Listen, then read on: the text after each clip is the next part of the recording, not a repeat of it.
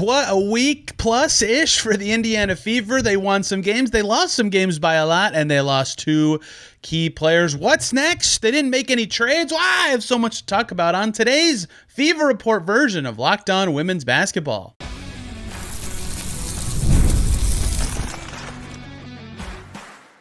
You are Locked On Women's Basketball, your daily podcast on women's basketball. Part of the Locked On Podcast Network, your team every day. What's up, everybody? Happy Sunday. A little delayed version of our usual Fridays for Fever Report here on Locked On Women's Basketball. I was in Europe, hence why I'm wearing an Italy jersey right now. And oh my Lord, do we have a lot to talk about when it comes to the Indiana Fever. This almost looked like it was going to be a totally different broadcast. You know, I was keeping up with the team. I watched their games on tape delay at various times in my time in Europe for a week. And I want to find my exact phrasing to make sure I get this right. But on August 3rd, this is a week ago, but they had won 5 in a row. I believe this was after they beat Seattle. And I tweeted exactly this. I'm on vacation, so not watching games live, but looks like the Fever are still hooping. Cunningham healthier and recovering. Howard and Boston are balling. McDonald can't miss. Big standings win. It was a big standings win. Whew. So much changed. I'm Tony East. I've covered the Fever since the Wubble in 2020. I cover the Fever now as the beat reporter for the IX. And since then, a lot changed. They beat Chicago most recently in between 2 defeats. One of the Sparks, their kryptonite apparently, and won by a lot against Phoenix. And that game, of course, about a 35-point loss. End of road trips against a good team. That's not like, I'm not stunned they lost the game at all, but that was crazy. So they had 2 losses since then, 1 win. So the vibes aren't quite as high. They're still without Caitlin Clark. 2 players suffered season-ending injuries in that game. The trade deadline was in between that tweet and now. I just have a shocking amount of things to actually talk about this Fever group. I think the key thing to start about is obviously their current situation at point guard. So in that loss to Phoenix, where they just got absolutely steamrolled by the Mercury, the end of road trip woes, the physicality, the mid-game injuries, everything went wrong for the Fever. There's no point of hashing out how poorly they played because they played so poorly, but the story of the game wasn't how poorly they played. It was what happened. They lose Sydney Colson to a left torn ACL. Her season is over. Such a bummer, even though she was, on the fringes of their actually contributing rotation, right? She is the 9th or 10th player every night. Is a steady hand at backup, but turnover problems, whatever. But like very valuable veteran. I just wrote a story about her sense of humor and how that is important for the team and has been very important on defense this season. Big loss, right? They would have had only one healthy point guard, Howard Megdal, after the Colson injury, right? It's a big hit. It was Colson's most important season in terms of like games started and minutes played, like in a while for her. And she was I know the turnovers are not great, but she was producing at a decent level for this Fever team. Later in the same game, Howard Megdal going to the basket breaks a bone in her right foot and actually tries to stay in the game, sprints back on defense while limping. Very impressive. She's also done for the season with this broken foot. An absolute disaster, right? So you scale through this thinking about the team. Okay, you lose a good player in Howard Megdal. That's bad. You lose her backup in Sydney Colson. That's bad. You lose 2 players at the same position. It keeps getting worse. You lose 2 players at the position where your star, who's missed over half the games this season, and Caitlin Clark, is still out with an injury. Like, it just kept becoming worse and worse and worse and worse for the Fever, who now have to figure out what the heck are they going to do at point guard, right? The plan seemed obvious. Caitlin Clark would start. Sydney Colson would be her backup. That's how they started the season. Hardships led them to Howard Megdal, which was great. They found space for Megdal. With Clark out, they still needed her. That was great. They could find some, not as much as I thought, but some success with 2 point guards on the floor together. Things were trending in the right direction. They were winning a lot of games. And now they've had to pick up all sorts of pieces at this position. No Clark. We'll see when she returns. I think it was Chloe Peterson of the Indianapolis Star suggested it could be late August. I forget exactly what her phrasing was, so don't hold me to any specific reporting there, but I can find the clip if anybody asks about that who hasn't seen it. I believe that was on their new thing they're doing on the Star's YouTube, where they go live a lot talking about the Fever. I love that they're doing that, her and Brian. Anyway, so no Clark, no Colson, no Megdal. Yikes. They lose valuable. Losing any rotation player is not good. losing 3 at the same position is just a disaster, right? They do not have what I would call a natural point guard.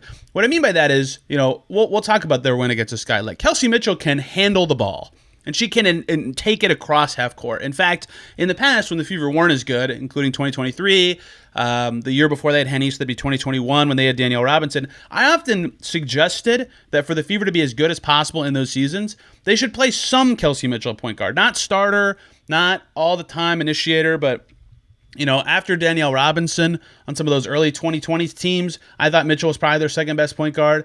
In 2023, her synergy with Boston, she was probably the second best point guard on that team as well. Like, there have been times in the past where I thought just because of her scoring and ball handling and prowess, that Mitchell as a point guard is like, that's fine. That's not ideal. It's not something you want to do more than maybe 10 minutes a game, because of something we'll get to in a second. But like that's the Fever's best option now, is someone that I would classify as like a fine emergency point guard option. And then after that, it's Sophie Cunningham handling the ball, which she's done at times this season, more than I expected she would this year. She's been totally fine in that role. Occasionally Lexi Hull, as you saw before the Fever played the Sky, when they broke out into pregame groups for positions. They wanted to have 4, air quotes, backcourt players and 5 frontcourt players. The 4th backcourt player was Chloe Bibby, who's been on the team for 2 weeks, the most blank slate of the team, so perhaps the easiest to like shift, air quotes, positions. If you read my story before or about the injuries, I suspected that she could get more perimeter burn for the Fever as they figure out what to do. Chloe Bibby, like wing guard-ish adjacent role now. Like that's the position they're in with their injuries right now. Yikes, right? Yikes. So Clark returning will be one bit of help here. The other thing is now with a game past that Chicago game, which we'll talk about in the third segment, nice win for the Fever, they can add hardship players. They can add 2 right now because they have 3 players out. When Clark returns, I believe they can only have 1 at that time, so they got to be cautious about exactly what they'll do there. But when Clark returns, they won't need 2 point guards, right? So it's not the end of the world that is the situation. The other thing I would say that's been pointed out very smartly by Richard Cohen is there is like a PR hit to this. It's not a great thing to do to players, but now that the trade deadline is gone, the contract guarantee deadline has passed, they could just waive Coulson or waive McDonald and open a roster spot. If they really, really, really need to sign somebody and don't have the hardship spots to do it, that's fine. It's not great. Now, the current reality with Clark out means there's no benefit, right? The only benefit to doing so, like right after the injuries, would have been just specifically for the Sky game. Now, of course, they could think about that as the season progresses. Right now, I would not think that's that important, especially because, like you saw this with the trade, the Wings made with the Lynx, with Dejanay Carrington being the headliner there. Carly Samuelson went to Dallas, and the Wings, they did waive her, but they made a big deal out of noting like they're going to let her, or they might not have waived her, I forget what they specifically did, but they made a big deal out of saying they're specifically going to let Carly Samuelson rehab in their program, right? And that's a big deal. I can't remember exactly how that went down. I apologize if I just lied in saying that she got waived, but that's a big deal. So like Coulson and McDonald can rehab with the Fever now. If they're not on the team, it's like a different experience. I believe that the Wings with Samuelson is a similar situation. So we'll see what the Fever actually decide to do. You can go read the reporting out of Dallas that I probably just botched, but about Samuelson and why that's important. So keep an eye in the next 2 days. The Fever practice on Monday, I'd presume, at least they're off on Sunday, so I'd imagine. So I'd keep an eye on them adding hardship players before that practice if possible, just so they can have them in-house to practice and learn the system of the team with actually a day of time to do so. We'll see what's going on there. But anyway, that is the situation at point guard. I'd expect to see 2 hardship players playing. I expect Kelsey Mitchell, even though, here's the thing though, hardship players who are free agents right now, it's August 10th, are not going to be particularly awesome. I'm not saying they'll be bad. The Fever got Arian McDonald midseason. She's been one of their best 5 players this year. But the expectation should not be high for these players joining them in August, right, with 13 games to go. I still think Mitchell's going to get some burn at point guard. I think whoever they will add will take away any Cunningham or Hall point guard reps, but don't be surprised if you see some ball handling lead initiator reps from Kelsey Mitchell, who had a very nice 8-assist, caretaker game against Chicago.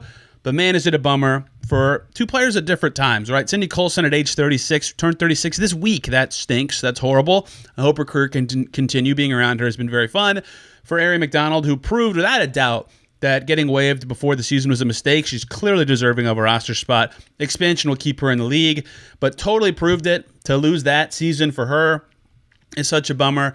And now the Fever have to pick up the pieces. So they can add 1 or 2 players via hardship. We'll see when the specific timing they're allowed to do that is. It's all very complicated and wishy-washy, but I'd imagine by the Dallas game there will be new bodies on the Fever who can dribble the basketball and initiate plays. But yikes, I mean, what a bummer. Just what a bummer. 3 players out for the Fever of their 12, and they all play the same position. Just terrible luck. And so much more still to get to with this team because they survived it. They beat the Sky, and they have a very key part of their schedule coming right now. That's why this win was so important. I want to talk about that win and why they need to clean up these next couple games coming up right here on Locked On Women's Basketball. Before we get to any of that, let's talk about Game Time. We've all been there. Logging on early. You want to wait and get your concert tickets when they go on sale, and you lose your spot in the queue for that show you've been dying to see. Live music should be about making memories, not dealing with the stress of ticket shopping. That stinks. And Game Time comes in and fixes all those problems. It makes getting concert tickets and sporting event tickets faster and easier than ever.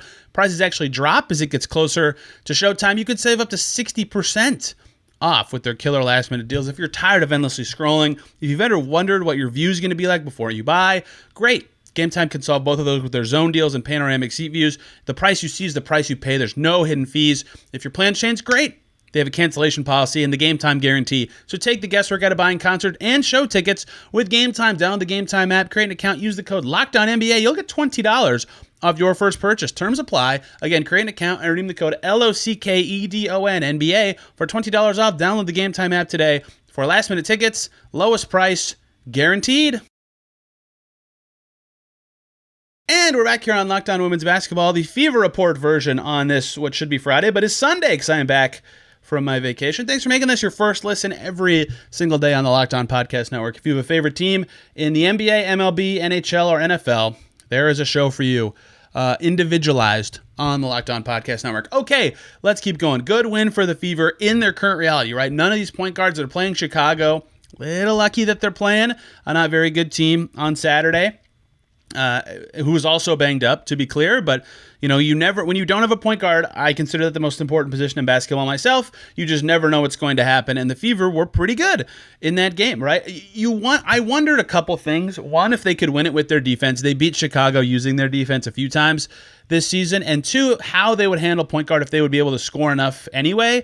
Holding Chicago to 70 was important. They did some good stuff with this zone that Chicago kind of got better at throughout the game, but gooking up the game, making Chicago think with all the players they had out was really helpful, right? 11 turnovers for the Sky, and the Sky could not get going towards the basket. They made some threes, right? They shot okay from deep, but they could not get going towards the rim. That was a very impressive game in that way.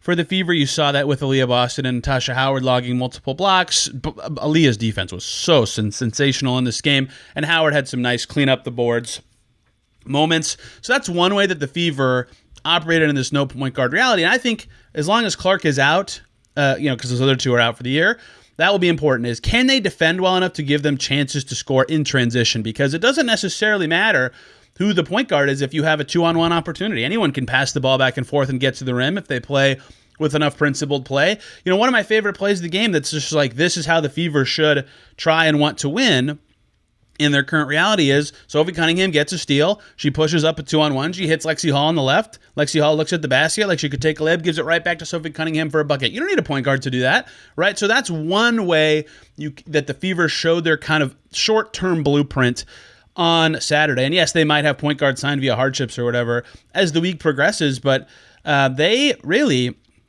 will need to keep doing. Again, I don't know how good of a quality you can expect from their hardship players. Like, they're going to need to be keeping their defense at a pretty good level going forward. So that was one impressive part of their win over Chicago. Very impressive, I thought, front court players, defensive game. But every Fever starter shot 50% or better. Like, they still had a good offensive night. Their bench players were a little off, besides Timpson, who was 2 for 3.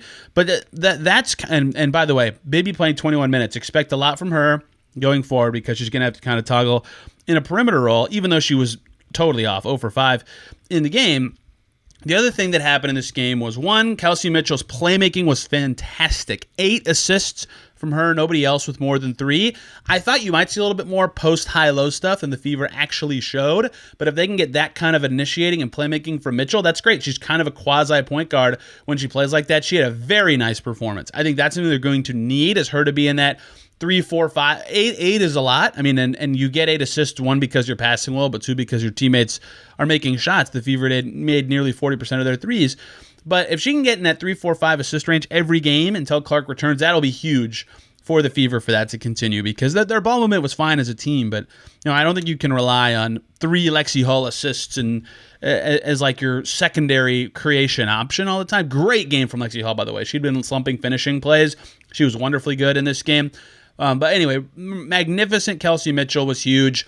Defense turning into offense was huge. Lexi Hall getting hot and having 17, second most points for the Fever in this game. All that was important. That's a big win for the Fever, both because of their reality, like they'll have more resources available going forward, and because of the part of the schedule that they now find themselves in, right? They just go on this road trip. I believe the one they just finished, I'll double check while I'm talking, was their last long West Coast trip of the season. They have a couple more, like at the end of August, they go to LA and Golden State and Phoenix, but it's shorter. It's only 3 games, right? So I think that was their longest, both in terms of distance and number of games road trip of the season. It is. So it's over. And so now the playoff race is really obvious. There's 13 games to go. It's clear that there's going to be this huge gap in like 4 through 9, really. The Fever are closer to 9 than 3, I think. That was at least last time I checked the standings. Again, I've been gone, but I'm pretty sure that's the case. Games might be done between the time this podcast comes out and me saying that. I could just open the standings and look right now. Regardless, like they need to be winning games. That's why that Sky win was huge. 1, because they won a game, but 2, because the schedule for the Fever coming up after that road trip where they had 2 huge injuries, they went 2-2. They got destroyed by Phoenix, who's like kind of in their sights as a team to be chasing in the standings, but they did beat Seattle in a big win. You look at the standings right now. Yes, I'm correct. They are the Fever, as it stands, are 2 games ahead of the Valkyries, who are right on the playoff line, and they're 2 games behind the 4th seed. So they're just as close to home court as the back of the playoff race. The Sparks lost their last game, which means that the Fever are not closer to 9th than 4th. I was wrong about that. The standings have updated since I said that, but it's that close. Like the gap between hosting a series and being right on the back end of the playoffs is not big at all, and you don't want to be playing New York or Minnesota in the first round if you can avoid it. Although New York's only 1 game ahead of these other teams. Regardless, I think the Fever should want to be, in that 4-5. Keep yourselves away from Minnesota and New York in the first round if you can. And it's going to be tough. Their schedule is hard late in the season, right? The Fever play after from August 22nd till the end of the season, so the last 11 games for the Fever, they play the Lynx 3 times, the Storm, and the Mercury, and that's mixed in with their Kryptonite, the Sparks, the Valkyries, who are going to be chasing them in the standings, and then 2 games that they should win against the Sky and Mystics. They're going to have to be playing good ball at that time of the year, right? And they know it, and that's why the stretch right now, post-road trip, that they just beat Chicago, then they play Dallas, who's out of it, Washington, who's probably out of it. They've kind of fallen to the wayside, although they're technically kind of in the playoff mix, and then the Sun, who are the worst team in the league. They need to do well in that stretch, at least 3 wins. And so starting it off, I would think, that the Sky are probably the second best team. That's the worst 4 teams by record, right? Is the 4 in a row they're playing right now. Washington's the best. Chicago's probably the second best, although they're super banged up. But even if they're the second best, the Fever had no point guards, right? In theory, it was perhaps the hardest game of that stretch for them situationally, coming back from a road trip. Getting that win was very important, right? Now that gives them a chance to go 2-1 or 3-0 in the next 3 and really cushion themselves in the playoff race, right? Currently, as I'm talking, the 8th place team in the W is Golden State. They're exactly 500. They're 15-15. If you knock that out for a full season, that's 22-22. I think Golden State's probably going to finish a little below 500 because they don't have Kayla Thornton anymore. So I would think the playoff number is going to be something like 21 wins to make the field. And the Fever, their next 3 games are against the three of the 4 worst records in the league. If they win all 3, they get to 21, right? They need to clean this up. It'll get them pretty close to feeling very good about having a spot in the postseason before their schedule gets quite tough the rest of the way. So that was a big win over Chicago for that reason. Is in maybe their hardest situation of an important stretch. They started off with a big win right after getting just throttled by Phoenix. I'll keep track of the playoff stuff every week on Fever Report. I probably don't do like full segments on breaking down the standings or anything, but that was a big win for many reasons. And now the Fever need to try to keep doing it until this stretch starts where they play, I believe, 2 in a row against the Lynx. That is correct. They need to figure it out, and if Fee comes back, those games will become even tougher. Okay. Let's close this out. The trade deadline passed. I was curious if the Fever would do anything. The only thing of a rumoredly available player, I'm not saying of anybody can guess, that I thought the Fever should pursue did happen, but I want to talk not with the Fever, with a different team. I'm being cryptic on purpose. Let's talk about the Fever's inaction at the deadline, why it does make some good sense to me, and so much more as we close out today's Fever Report version of Locked On Women's Basketball.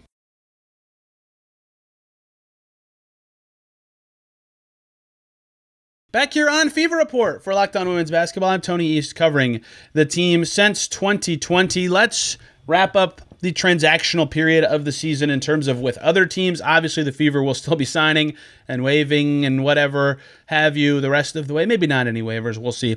Certainly signing via hardships, and players will be in and out the rest of the way for this group. They did not make any trades before Thursday's trade deadline, which was the same day they lost 2 players to season-ending injury, which added insult to injury. They can no longer trade for a point guard. Just horrible timing. The only play, so there were like some rumoredly available players before the deadline. Some were reported, some were just like scuttlebutt. Obviously, I don't like to comment on speculation, but it was reported many times that Aaliyah Edwards of the Mystics was potentially available. I just kind of always thought she's decent. And if she was available, that she's somebody worth pursuing. In the end, she did get traded, not to the Fever. She is now a member of the Connecticut Sun. J.C. Sheldon is now with the Mystics. I quite like J.C. Sheldon. People said that's all they got for Aaliyah Edwards. Well, if they could have got more, they would have. 1 and 2, J.C. Sheldon's pretty good. Like, that's a fine pull to get to me. A proven rotation level, maybe even starter level player. Not a high-level starter, but still, in the W is a good pull. So could the Fever be in that price? Maybe, but I actually think, given the way their season has gone, that their trade deadline situation was more nuanced than people gave credit to. Obviously, if you can get better without trading a lot of stuff, you should try to do it. Duh, every team's trying to do that all the time, but are the Fever right now in this very injury-filled season, right, where it's been impossible for them to get any sort of rhythm for who they are as a team or figure out who is a clear long-term piece and who isn't. Like, it's very obvious who most of their pieces are, but not all of them.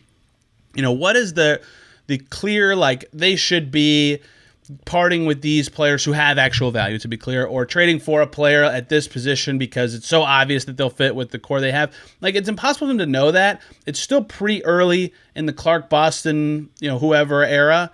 And so I kind of think because they were teetering in the middle and they're still young, it makes sense for them to kind of try to bounce down both paths. What I mean by that is going all in right now, if they were the 3 seed or the 2 seed or clearly could win multiple series, if they could make, if they could win the finals this year, yeah, of course you go for it, right?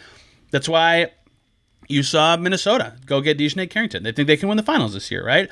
And so I think the Liberty would have liked to make a trade. They're also really banged up, like the Fever. It's just harder for them to know what exactly is needed. They made some other roster moves. They got Eastman, for Pete's sakes. So, like, those teams made their big moves. The Fever probably can be among that top flight in the league if fully healthy, but they don't certainly know anything about their peak level right now. It's so hard to be active when that's the case. And there again, Clark's in her 2nd season. Boston's in her 3rd season. Timpson is a good rookie. They have a nice core. Of course, Kelsey Mitchell is a core player. They could core again next season. She's also quite good. Obviously, they have Lexi Hull. She's young and she's talented. They have lots of players who could be a part of the future of the Fever. They have to know. And the other hard part about knowing right now in the W that no one really talked about ahead of the trade deadline is the CBA stuff. Like the Fever are going to have maybe 3 players under contract when the offseason starts. Who knows what the offseason's even going to look like? Timpson, Clark, and Boston, that's it. Everybody else is a free agent, right? What is your team going to look like? What resources are you going to have? You can't know that. And so punting away valuable picks at a time like that when you're young and you're trying to be nimble and flexible might not be the move. The Fever could be extremely well set up this summer to trade for a star or to use all their to draft a very, very good player. Move up in the draft if they love somebody, right? They are very flexible right now. I actually thought that if they could get a good young player, right, that's what the middle ground would have been. That would have been perfect to me, right? Because then you're getting better and you're getting someone who's going to be potentially a part of your core going forward around Clark, around Boston, around whoever's around in coming seasons, that would have made sense. And that's why I think Aaliyah Edwards is good, and why I don't know what they did or didn't pursue, but if I were the GM of the Fever, would have thought about it. I don't know what the price was or what Washington wanted from Indiana, so I can't say if they made a mistake or not. It's impossible to know. But clearly the Mystics don't think Aaliyah Edwards is as good as I do, or else they would have been playing her minutes every game. And so they know more than me. She's in their building every day, right? So what do I know? That's just my opinion of a player. So I only say that all to say, outside of a good young player, and why would a good young player be available, right? If they're good and young, they're usually not on the market.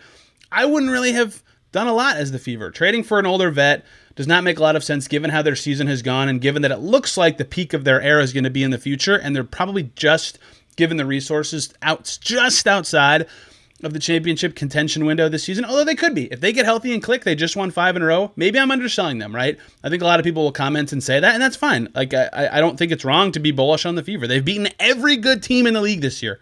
Every single one. They've beaten them at least once, right? The Fever should be confident they can win any series when they're healthy. But I do understand the thinking, at least, of patience right now for the Fever. They clearly this season wanted to add vets and teach their young players how to win. That's why they added the players they did in the offseason. They have learned how to win. They've won games that they would not have won last year. They've won close games that they would not have won in past seasons, but they still have a lot of work to do to trend towards where they want to go. So I'm actually not surprised they made no trades. If we all knew that McDonald and Colson were going to be hurt before the trade deadline, yeah, maybe then you would have said, well, can they go get even just a rotation level point guard from some other team where somebody's not playing? That is, of course, something that I think would have been natural for them to pursue. Of course, right? If any stud was available for a low price, yeah, of course. But every team would have tried to do that, right? So I'm not stunned they didn't do anything. The only teams around them in the standings that really were very active was Seattle. Washington, of course, were sellers. So yeah, technically they're on the back end of the playoff chase, but they're clearly bowing out. They've lost 4 in a row. That's the longest losing streak in the league. Tied with Seattle, of course, who's trying to get better. So I don't think it's the end of the world that they didn't do anything. Their additions this season will be all these players that they get on hardships or sign. And honestly, learning who fits and doesn't is still important this year. Okay, Aaron McDonald, another zippy quick guard. Yes, you need more of those. As the Fever, they all fit very well, right? Well, Chloe Bibby shooting forward, I think that would have been obvious. I think they would have hoped that Bonner could have been that player. She wasn't, but great. You love shooting forwards. They're great. We'll see what they continue to learn, but I don't actually think it's an injustice or anything foul or wrong that they did not make a trade at the trade deadline. Some of that is based in my own expectations of the team. Some of that is given who is available. And some of that is just general market dynamics of the CBA coming up. And that is your Fever report for this week. That came too late because I was gone. I apologize. We'll be back to the Friday schedule coming this week. I'll be at games again starting on Tuesday when they play the Wings. I'll be at practice on Monday even. So thank you all so much for listening today. You can find my work in the Next. I wrote a story about the injured point guards and about Sydney Colson this past week. I pre-wrote the Colson one before vacation, so hopefully you guys enjoy that. Be back with more reporting on the Fever this coming week, including right here on Locked On Women's Basketball. Thank you all so much for listening. We'll see you very soon.